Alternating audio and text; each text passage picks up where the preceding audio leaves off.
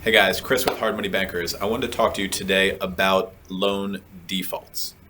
Part of the reason why I thought to jump on video today and discuss this is because I was in court this morning. We had a foreclosure related hearing to go to. I'll tell you about that in a minute. But let's talk about defaults in general. Now, in a perfect world, loan defaults would never occur. The entire portfolio would perform perfectly. Everyone pays on time. And that's just not the way a lending company works. So we have to underwrite properly and prepare for the event of a loan default, possibly even a foreclosure or a judgment or the other stuff that we'll get into, how to handle that properly. So let's start at the beginning. You're going to be properly set up to handle a loan default situation if you do the right loan on the right collateral at the right loan to value, loan amount to the right borrower. So the collateral, very important. The borrower itself is very important. Some people and how they operate are just going to be a higher likelihood of default. No matter what the LTV is, it could be a 10, it could be a 90. Not that we lend at 90, but you get the point. So the borrower is a very, very important part of it. For some people, you're going to want to lower the LTV. For other people, maybe you've done 10 loans for them. They perform great. You have a high level of trust in that relationship, and you're comfortable with a higher LTV. It's all part of assessing the risk.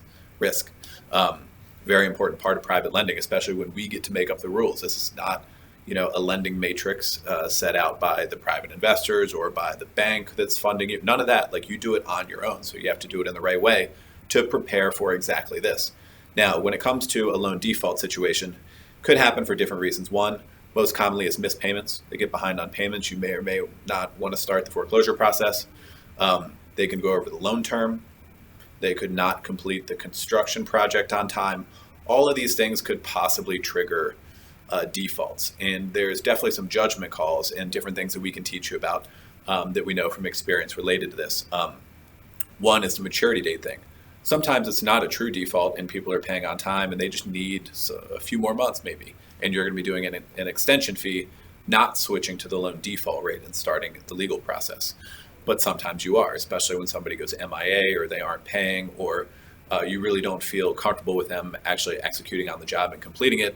And you're going to send the file right to the lawyers and do your thing. So now, like I said, loan defaults are going to occur if you do enough loans. If you do enough loans, statistically, it has to happen, right? So you want to make sure you're properly prepared for that you have the right attorneys lined up and know how to move on it quickly to resolve this default. The situation that we were in today is a property. So backing up a little bit, we first did this loan. The collateral was good in a good part of Montgomery County, Maryland, and the borrower seemed okay.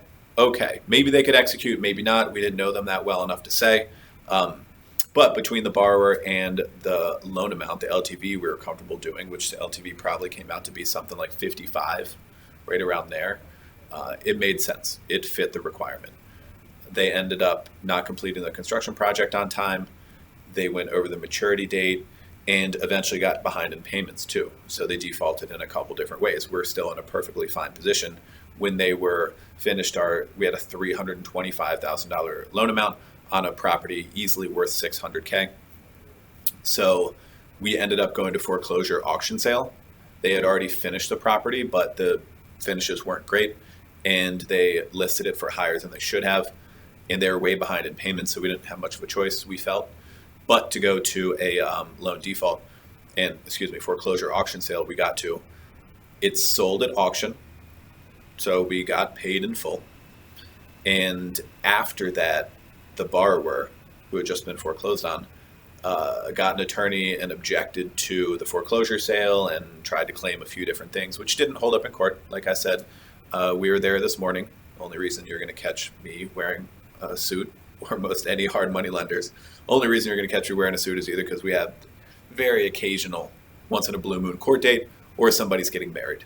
Otherwise, you're really not going to see me in this outfit. So long story short, we won on the hearing pretty easily with our attorney who does our foreclosure stuff and some other workforce related to judgments and other general real estate matters. He's very good.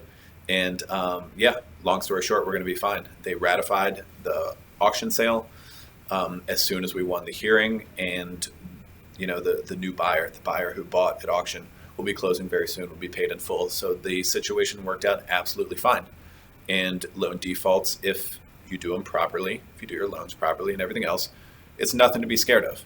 If anything, it's going to turn into a bit of a bonus on the back end, some additional fees and default interest being paid out. So just want to jump on camera real quick, talk to you a bit about loan defaults. If you have any questions at all, feel free to email me, Chris@hardmoneybankers.com. Hope you got something from this, and we will see you later. Thank you.